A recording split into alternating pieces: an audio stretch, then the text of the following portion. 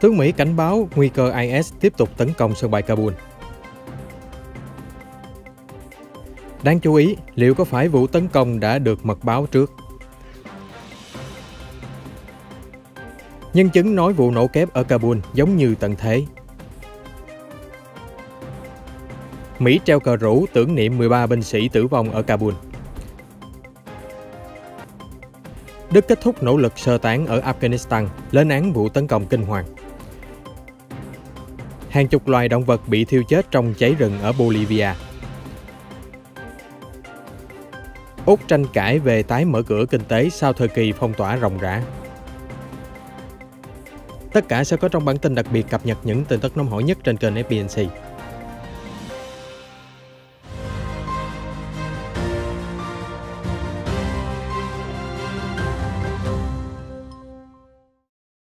Hai vụ nổ rúng động ở sân bay Kabul vào tối qua 26 tháng 8 đã khiến ít nhất 13 binh sĩ và hơn 60 người Afghanistan thiệt mạng, 140 người khác bị thương. Tướng Mỹ cảnh báo nguy cơ có thêm nhiều cuộc tấn công khác xảy ra và Mỹ sẵn sàng đáp trả. Trong một tuyên bố, nhà nước Hồi giáo Khorasan, viết tắt ISISK, một nhánh cực kỳ bạo lực thuộc tổ chức nhà nước Hồi giáo IS tự xưng, đã lên tiếng nhận trách nhiệm vụ tấn công này.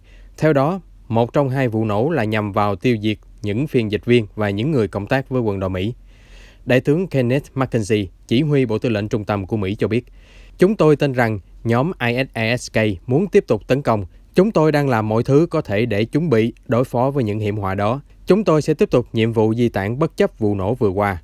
Ông McKenzie cho hay Taliban đã mở rộng vành đai an ninh bên ngoài sân bay Kabul và phong tỏa hàng loạt các tuyến đường sau vụ nổ. Quân đội Mỹ cũng nhanh chóng triển khai máy bay tuần hành quanh Kabul để răn đe những kẻ có ý định tiếp tục tấn công. Mỹ và các nước đồng minh đang tiến hành một trong những cuộc sơ tán trên không lớn nhất lịch sử, đưa khoảng 95.700 người rời khỏi Afghanistan. Hiện vẫn còn 1.500 công dân Mỹ đang chờ được di tản. Trước đó, Đại sứ quán Mỹ tại Kabul đã khuyến cáo người dân tránh đến sân bay do các mối đe dọa an ninh. Các quan chức Mỹ cho biết có khoảng 5.200 lính Mỹ đang đảm bảo an ninh tại sân bay quốc tế Hamid Karzai ở Kabul. Một lãnh đạo Taliban từng cảnh báo những kẻ hiểm độc đang chuẩn bị tấn công sân bay Kabul chỉ vài giờ trước khi xảy ra hai vụ nổ rúng động ở Afghanistan. Theo New York Post đưa tin hôm 26 tháng 8, cụ thể Abdul Kahar Paki, người đứng đầu Ủy ban Văn hóa của Taliban cho biết, chúng tôi đã nhận được thông tin cho thấy những kẻ hiểm độc đang lên kế hoạch tấn công nhằm vào thường dân. Chúng tôi đang làm mọi thứ để ngăn cản những sự việc như trên xảy ra. Tuy nhiên, vị quan chức Taliban không cho biết cụ thể hơn về những mối đe dọa này. Hàng ngàn người Afghanistan chiều 26 tháng 8 vẫn tập trung quanh sân bay Hamid Karzai, hy vọng sẽ được các binh sĩ Mỹ cho vào bên trong. Chỉ còn 5 ngày nữa là Mỹ sẽ chấm dứt hoạt động di tản, kết thúc mọi hy vọng rời khỏi Afghanistan dưới thời chế độ Taliban của họ. Được biết, vụ tấn công đầu tiên đã nhắm thẳng vào đám đông trên, trong khi vụ nổ thứ hai xảy ra ở khách sạn Baron gần đó, rồi hàng loạt tiếng súng vang lên. Ngay cả ở một thành phố đầy rẫy bạo lực như Kabul, hiện trường vụ nổ kép thảm khốc ở sân bay vẫn quá sức chịu đựng.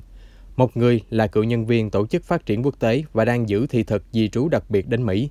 Ông cho biết cảm giác như tận thế khi có mặt ở hiện trường và may mắn sống sót trong đường tơ kẻ tóc. Nhân chứng cho biết đã cùng hàng ngàn người khác rồng rắn xếp hàng ở sân bay, hy vọng vượt qua các cánh cổng chen chúc để có thể lên máy bay và mãi mãi rời khỏi Afghanistan. Nhân chứng đã ở cổng Api khoảng 10 tiếng đồng hồ và lúc 5 giờ chiều hôm qua, một vụ nổ vang dội xảy ra. Ông kể lại khoảnh khắc ám ảnh.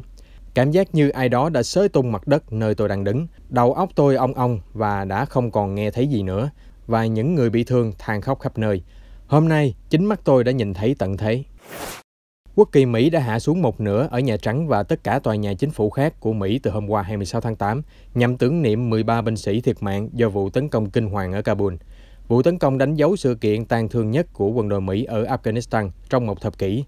Thư ký báo chí Nhà Trắng Jen Psaki cho biết Mỹ sẽ treo cờ rủ cho đến hoàng hôn ngày 30 tháng 8. Một quan chức Mỹ nói với Reuters rằng số lính Mỹ thiệt mạng do tấn công ở Kabul sẽ tăng lên. Hiện giờ nhiều người còn bị thương nặng. Trong cuộc họp báo hôm qua 26 tháng 8, Tổng thống Joe Biden khẳng định ông chịu trách nhiệm cho mọi việc xảy ra ở Afghanistan trong 2 tuần qua. Về cơ bản, tôi gánh tất cả trách nhiệm cho những gì diễn ra gần đây, ông Biden tuyên bố và nói thêm rằng đã đến lúc chấm dứt cuộc chiến kéo dài 2 thập kỷ.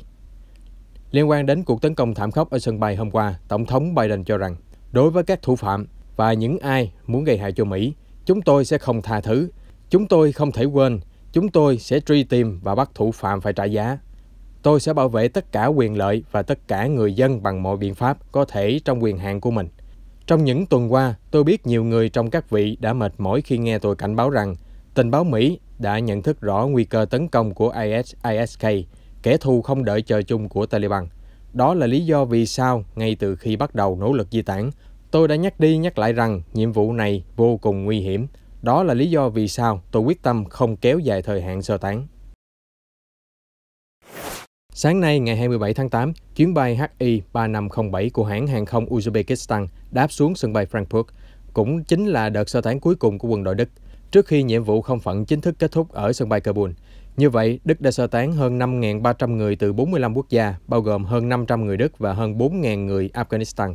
Ông Mast nói thêm, hiện nhiệm vụ sơ tán của quân đội đã hoàn thành, nhưng trách nhiệm của Đức vẫn tiếp tục để đảm bảo an toàn cho những người Afghanistan từng giúp đỡ chúng ta. Nỗ lực cứu trợ của nước Đức từ hôm nay sẽ bước qua giai đoạn mới. Chúng tôi vẫn giữ kết nối trực tiếp với những người Đức hiện còn ở Afghanistan. Trong những ngày tới, Ngoại trưởng Mast sẽ công du đến 3 nước hàng xóm của Afghanistan để thảo luận về nỗ lực sơ tán công dân, cũng như về tình hình an ninh khu vực. Trong khi đó, Thủ tướng Đức Angela Merkel cũng nhấn mạnh, không lãng quên các công dân còn lại ở Afghanistan. Bà còn gửi lời cảm ơn đến lực lượng binh sĩ Mỹ đã nỗ lực duy trì an ninh cho sân bay Kabul. Bộ trưởng Nội vụ Anh Priti Patel vào hôm qua 26 tháng 8 đã đến sân bay ở London để gặp những người Afghanistan vừa được di tản. Ông Patel cho biết, Anh Quốc đang sơ tán khoảng 1.000 người mỗi ngày kể từ khi Taliban kiểm soát Afghanistan. Cũng vào hôm qua, Thủ tướng Anh Boris Johnson cho biết chính quyền của ông vẫn sẽ tiếp tục sơ tán sau khi vụ tấn công tàn bạo diễn ra ở sân bay. Tuy nhiên, Anh đã phát cảnh báo đến các chuyến bay nên tránh bay thấp hơn 7.620 mét khi đi qua không phận Afghanistan, lo ngại đòn tấn công thù địch có thể tiếp diễn. Tương tự như Pháp, Canada cũng đã hoàn tất cuộc sơ tán khỏi Afghanistan vào hôm qua 26 tháng 8. Số trường hợp được di tản là khoảng 3.700 người thuộc nhiều quốc tịch. Trong thời gian tới, Thủ tướng Justin Trudeau cho biết sẽ tiếp tục theo sát tình hình ở đất nước Nam Á. Ngoài ra, ông nói Canada sẽ gây áp lực cho Taliban để đảm bảo họ cung cấp chương trình di dân an toàn cho người Afghanistan có nhu cầu sau ngày 31 tháng 8. Chúng tôi cam kết từ vài tháng đến vài năm tới sẽ đưa hơn 20.000 người Afghanistan đến ngôi nhà mới của họ ở Canada, trích lời Thủ tướng Trudeau phát biểu. Đông đảo phóng viên của các hãng truyền thông đã đồng loạt biểu tình ở Kabul vào hôm qua 26 tháng 8, kêu gọi được đảm bảo an toàn khi làm việc và được cấp thị thực nếu muốn rời khỏi đất nước. Nhà báo Ruhina cho biết, Taliban hứa sẽ bảo vệ chúng tôi, nhưng khi liên hệ qua email thì họ không phản hồi. Hôm nay chúng tôi đang biểu tình để đòi an toàn cho bản thân và gia đình. Phóng viên Rasa khẳng định, người làm truyền thông cần được đảm bảo an toàn và chúng tôi kêu gọi giới cầm quyền hãy tôn trọng tự do ngôn luận, tự do báo chí. Trong khi đó, Taliban khẳng định lực lượng nước ngoài phải rút đi hoàn toàn vào cuối tháng này. Mặt khác, thủ lĩnh Taliban kêu gọi người Afghanistan ở lại vì họ là tài sản quốc gia và cam kết sẽ không trả thù ai từng làm việc với phương Tây. Từng là Bộ trưởng Truyền thông trong chính phủ Afghanistan trước khi chuyển đến Đức vào tháng 9 năm ngoái với hy vọng về một tương lai tốt đẹp hơn. Giờ đây, ông Sayed Sadat đang làm một nhân viên giao hàng ở thành phố Leipzig. Một số người thân đã chỉ trích việc cựu Bộ trưởng Sadat nhận một công việc như vậy, nhưng ông chia sẻ rằng ông cảm thấy hài lòng với sự lựa chọn của mình. Tôi đã có thể làm một bộ trưởng tham nhũng, kiếm được hàng triệu đô la, có thể mua được các tòa nhà, các khách sạn ở đây hoặc ở Dubai và không cần phải làm việc. Nhưng tôi tự hào vì mình đã chọn cách rời nhiệm sở 3 năm trước, không làm gì sai, không hổ thẹn lương tâm và có thể sống thanh thản, hạnh phúc. Tôi đang làm một công việc bình thường, nhưng tôi hài lòng về nó. Tôi hy vọng các chính trị gia Afghanistan khác cũng sẽ ra ngoài làm việc và tận hưởng cuộc sống thay vì chạy trốn, ông Sadat nói. Dữ liệu từ Văn phòng Liên bang về di cư và tị nạn cho thấy số lượng người Afghanistan xin tị nạn ở Đức đã tăng từ đầu năm đến nay hơn 130%. Tuy nhiên, cơ hội để họ có được việc làm ở quốc gia châu Âu này khá mong manh. Ngay cả đối với người có nền tảng tốt như ông Sadat vẫn phải vật lộn để tìm được một công việc phù hợp. Ông có bằng cấp về công nghệ thông tin và viễn thông nên hy vọng sẽ tìm được việc làm trong một lĩnh vực liên quan. Tuy nhiên, vì ông không biết tiếng Đức nên cơ hội việc làm phù hợp dành cho ông ở đất nước này hầu như không có. Chuyển sang một số thông tin khác. Hôm 26 tháng 8, lực lượng bảo vệ bờ biển Tây Ban Nha đã giải cứu khoảng 50 người di cư, trong đó có cả phụ nữ và trẻ sơ sinh lên đên trên Đại Tây Dương bằng một chiếc xuồng ba lá trong tình trạng suy kiệt. Tất cả họ đã được lực lượng chức năng đưa đến cảng trên đảo Gran Canaria, cách đó 6 dặm. Sau đó, một người được chuyển đến bệnh viện địa phương trong tình trạng nguy kịch. Hàng chục người cũng kiệt sức nhưng đã được nhân viên y tế hỗ trợ kịp thời. Cho đến nay, đã có hơn gần 8.300 người di cư đánh cược tính mạng để vượt qua bờ biển Tây Phi đến quần đảo Canaries. Con số này tăng gấp đôi so với cùng kỳ năm 2020 và tăng gấp 16 lần so với năm 2019. Đám cháy rừng ở Bolivia đã thiêu chết hàng chục loài động vật và thiêu rụi 600.000 hecta rừng ở khu Santa Cruz. Hiện, lệnh ban bố tình trạng khẩn cấp đã được đưa ra ở 8 thành phố, nhưng điều đáng quan ngại là quân đội và chính quyền địa phương, cũng như nhân viên cứu hỏa, tình nguyện viên, không có đủ trang thiết bị để kiểm soát đám cháy. Cựu đại sứ Bolivia tại Liên Hợp Quốc, Pablo Solon cho biết, 86% diện tích rừng bị cháy thuộc về tư nhân. Ông nói rằng hỏa hoạn bắt nguồn từ vùng đất tư nhân và gió mạnh đã thổi bùng ngọn lửa lan sang các khu bảo tồn và làng mạc gần đó.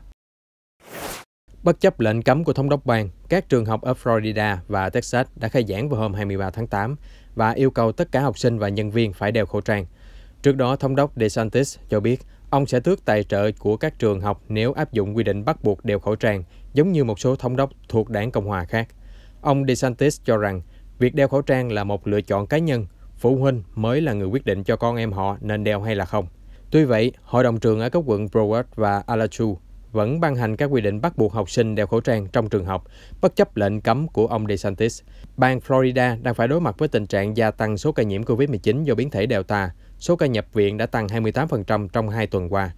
Theo dữ liệu từ Bộ Y tế và Dịch vụ Nhân sinh Hoa Kỳ, tiểu bang này ghi nhận hơn 2,91 triệu trường hợp mắc COVID-19 chỉ sau Texas và California. Số ca nhiễm COVID-19 ở tâm dịch thành phố Sydney của Úc đã giảm nhẹ vào hôm qua, nhưng vẫn ở mức rất cao. Toàn bang New South Wales vừa ghi nhận 882 ca nhiễm mới, chủ yếu ở thủ phủ Sydney. Con số chỉ giảm nhẹ so với kỷ lục 1.029 ca nhiễm trong ngày thứ Năm, 25 tháng 8, và được báo cáo trong bối cảnh Sydney đã phong tỏa 2 tháng dài. Dù dịch bùng phát mạnh do biến chủng Delta, nhưng bang New South Wales đã lên kế hoạch cho tự trường vào cuối tháng 10. Hy vọng đến lúc đó tỷ lệ tiêm chủng đã đạt 70% so với mức 32% hiện nay. Bà Gladys, thủ hiến bang, cho biết hiện con số về tiêm phòng và số người nhập viện đáng quan tâm hơn số ca nhiễm mới hàng ngày. Nhìn chung, trên toàn nước Úc, các thành phố lớn nhất là Sydney, Melbourne và Canberra đều áp dụng phong tỏa hoặc giãn cách xã hội nghiêm ngặt để ngăn chặn làn sóng dịch bệnh. Khoảng 50% dân số đang ở yên trong nhà. Các biện pháp hạn chế đã gây ra thiệt hại lớn cho nền kinh tế trị giá 1.450 tỷ đô la của Úc. Có nguy cơ rơi vào đợt suy thoái thứ hai liên tiếp trong nhiều năm. Dữ liệu hôm qua cho thấy doanh số bán lẻ của Úc đã sụt giảm mạnh vào tháng 7. Chính phủ Úc dự kiến sẽ mở cửa nền kinh tế khi tỷ lệ tiêm phòng đạt 70% hoặc 80%. Tuy nhiên, các bang như Tây Úc và Queensland đã thể hiện họ không muốn làm theo kế hoạch của Thủ tướng Scott Morrison. Mặt khác, ở bang Victoria, giới chức ghi nhận 79 ca nhiễm mới vào hôm qua, gồm 26 ca bệnh bí ẩn chưa rõ nguồn lây, dấy lên lo ngại phải kéo dài phong tỏa trên toàn bang sau ngày 2 tháng 9. Chúng tôi sẽ cập nhật những sự kiện quốc tế mới nhất trong bản tin nóng phát sóng vào lúc 15:30 hàng ngày trên kênh FBNC. Xin mời quý vị đón xem.